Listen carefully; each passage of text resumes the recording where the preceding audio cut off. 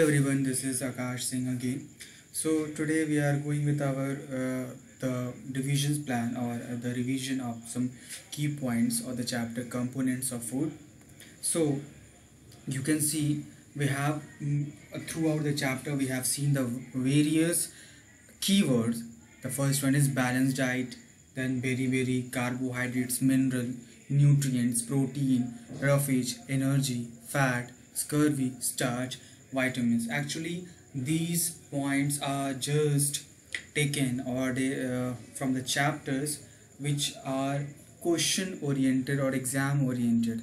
So every point I have explained, I have tried to explain. And if you have books or any other resources for your study, so you can refer these points again and again, and we will again discuss this point when we will meet for online classes. So all please go through it. Then here is one slide which is important for you. Is some diseases disorder caused by deficiency of vitamins and mineral. So the first one is vitamin A deficiency diseases or disorder, loss of vision symptoms, poor vision, loss of vision in darkness, sometimes complete loss of vision. Then we have vitamin B1. The deficiency or disease or disorder can cause very weak muscles and very little energy to work.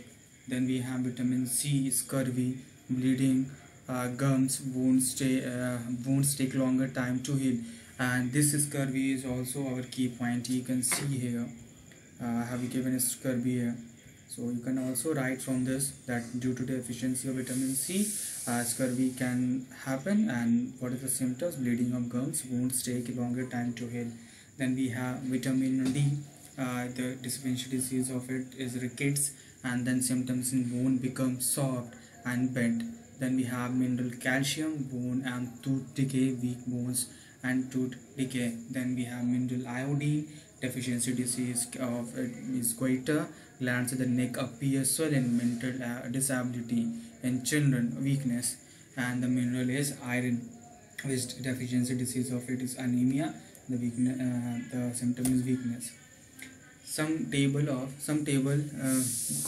common meal of different region states. Punjab, you can see various food items. The staple food or the meal of different states are given, which contains all the nutrients. Which is staple food, or staple food is basically the which contain all various types of protein, carbohydrate, vitamins, etc.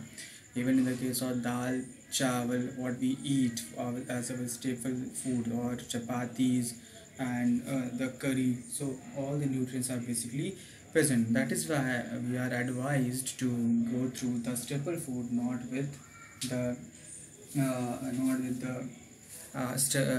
fast food.